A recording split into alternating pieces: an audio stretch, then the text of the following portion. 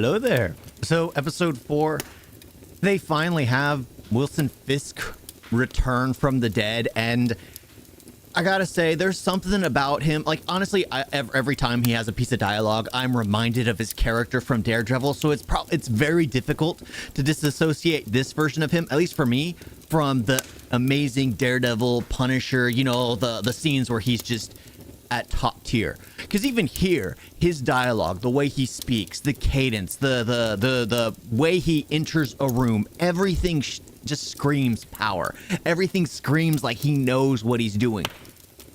And I gotta say, I absolutely love him in it. And this one, honestly, the start of it, I didn't mind. It was crazy and pointless to where it really didn't serve a purpose, because I was kind of confused. Okay, so Maya is the daughter of a grunt, and for some reason Fisk took her on as like a child of his own, which makes no sense whatsoever. That makes no sense. But let's just say he got attached to her, and that's why they grew close. But then why wasn't her father more successful? Why was her father just a basic grunt if she was praised as basically the child of Wilson?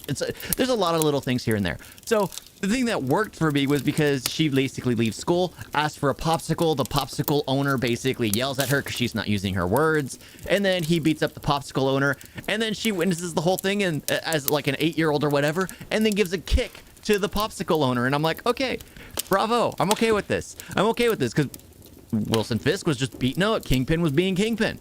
Of course, he was enraged over something small, and I like kind of like how he had his moments, but here it just felt like he went to 100 for no reason, but it worked. It worked because I know his character. I've seen it enough. It was developed previously, and however, just going into this, if you it might just fall flat, but I liked it. I like that aspect, so I was okay with that. Oh, but the way he carries himself is still by far the best thing. And then they tried explaining the power. Echo's power, and I don't get it. I honestly don't get it. It apparently arrives when people need help, but does she have the ability to tap into it on her own? She was like, oh, that makes sense why I saw all this, when you're just like, why? None of that made any sense, and I got aggravated because they were doing this whole explanation thing, and normally they're doing it to where the person who's signing, who can speak, is speaking. And this is where you're getting to get all your exposition.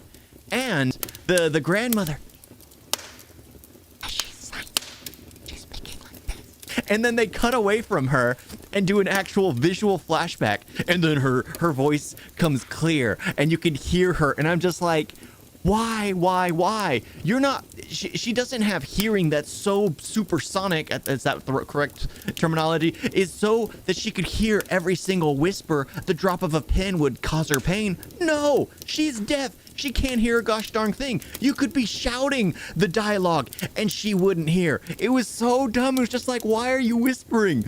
You don't need to be quiet for her. It doesn't matter to her.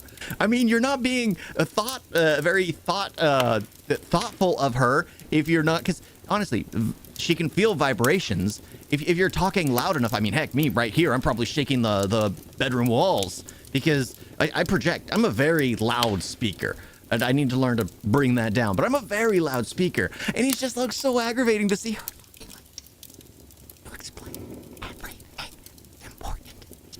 I'm sorry if you can't even hear that, but yeah, everything that's important in the story, and you can't hear a gosh darn thing. This isn't made for people who are hard of hearing. No, it's made for people, well, everybody, and people who are hard of hearing will see the subtitles. People who aren't prefer to listen. It's better to hear. We have that. We're gifted with that. We might as well use it. Don't take it away from us just because you want to tell a narrative. But it was just like, okay, whatever. But yeah, apparently her mother, the Maya's mother, was born in a forest. They went against the doctor's order and got born and birthed in a forest. It seems cheesy. It seemed to make no sense to the actual story.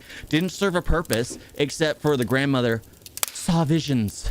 She saw visions while she was there smoking peyote and giving birth to the midwives with the midwives around. It's just like, okay, Okay, you got visions. Great.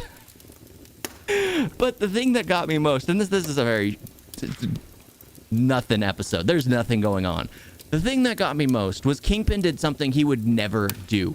He literally put himself in a situation, unarmed, everything, and then gave her the weapon that he used to take out his own father. Gave it to her, and he was like, take me out. Take me out. Take me out. I was like, why? Why would Kingpin do that? Why would he do that? He doesn't have these types of attachments. He is able to disassociate. Like, he can care about something, but if that something doesn't care for him return, then that something doesn't deserve to exist. Because why hold on to this attachment to something? I mean, that's the mindset of Kingpin. Why hold on to this attachment of something? Because he cares.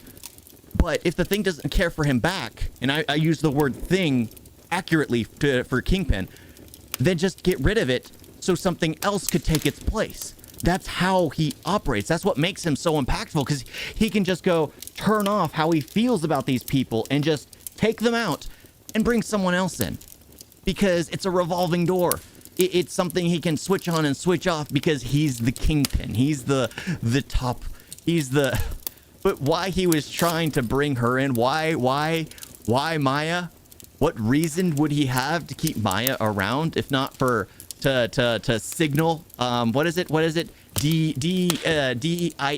He was DIEing his criminal organization. I mean, honestly, if that's what he was doing, good for him. Props to you, man. Kingpin, you did great.